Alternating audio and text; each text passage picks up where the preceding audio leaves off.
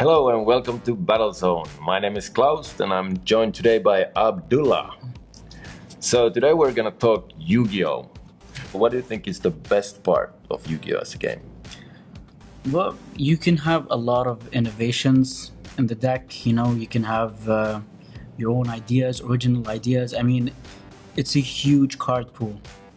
So how long have you been playing Yu-Gi-Oh? For about a year and a half now. Okay. And how hard was it to start the game for you? It took me about a month to understand the game fully. Okay. Because there's a lot of rulings and a lot of complex stuff in the game. I won't lie, the game is complex. But once you get the hang of it, it becomes fun. It becomes really fun. I picked up the deck. It had like knights and equipment, and it was just a deck I got to borrow. You know the deck? Noble Knights. Okay, yes, exactly. And I didn't get a hang of it, honestly. At least on the first, there was so much text on the cards, and so if I want to get into Yu-Gi-Oh, what should I do? I think you picked up the wrong deck. Oh, great. For a starter, I don't think Noble Knights is the good way to start because the deck is complex. Like, it's a hard deck to play. I think what you should do as a new player is that you should buy a starter deck or a structure deck. Okay. Come to Yu-Gi-Oh! On Saturdays, play with all the players, then evolve as a player from then on. You become better and better as you play. Okay. I might give it a shot. I do. You should. You should give it a shot. Is that a challenge? It is a challenge. You want to take it as a challenge, you can challenge me. I'm asking you. You play Magic? This is a challenge. I tried it once. Is there some specific deck you've been using, or you just pick up any deck and you still keep winning? I've been using Burning Abyss. Excuse me? The Burning Abyss. It's an archetype that was released in Duelist Alliance. It got more support throughout sets. I think it's like the best deck. That's why I'm playing it. The whole concept of the deck is it revolves around the graveyard. Okay, so let's take a closer look. These are the core monsters of the Burning Abyss deck. Tour Guide is the reason why the deck is good. He grabs any Burning Abyss monster and immediately just makes a Dante. The core of the deck is to get this guy.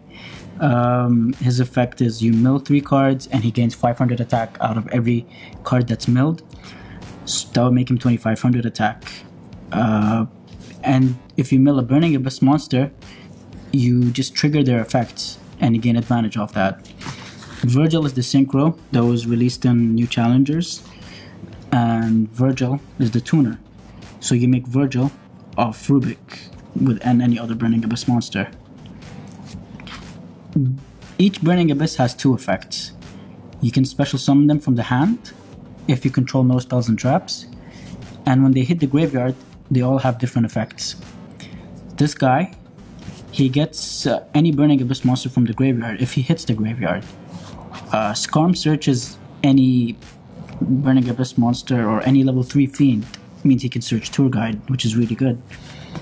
Graph special summons from the deck when he hits the graveyard, and Rubik doesn't have a graveyard effect, but him being a tuner is just really good because you can make Virgil. So these are the spells and traps that I'm playing. I don't play a lot of traps because I think traps are really bad right now. They're really slow. The metagame is really fast.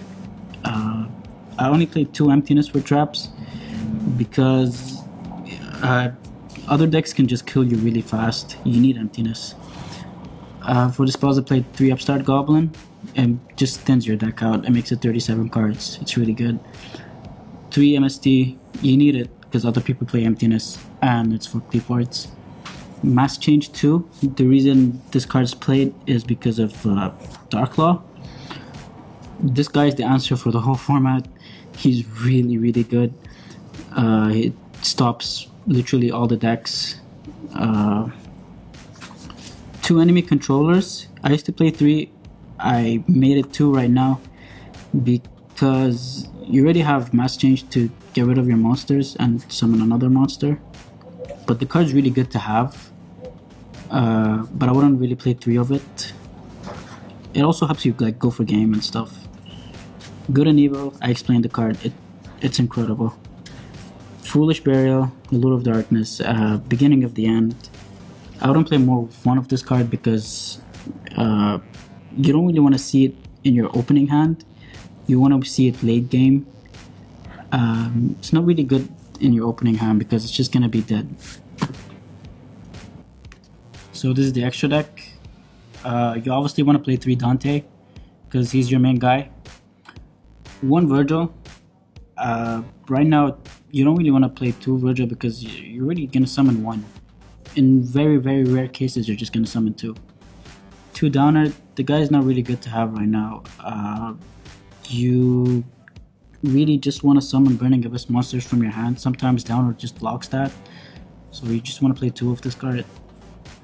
Darklaw, because I'm playing Mass Change the second, Darklaw is in the extra deck. The card's just insane. It's the answer for the format, literally. If you guys don't know what this does, any card in your opponent's any card that hits your opponent's graveyard is banished, and if your opponent adds cards from their deck to their hand, you can just banish a random card. So it just stops all the top decks right now. All these are just level 3s that you're just gonna summon in rare times. So they're like, yeah, Leviathan is mainly to get rid of your opponent's Darklaw if he summons a Darklaw. Nightmare Shark just to go for game. Golem is for OTK. Zemains is for Cleaflords if you want to get rid of a scout. Alucard is to force back row.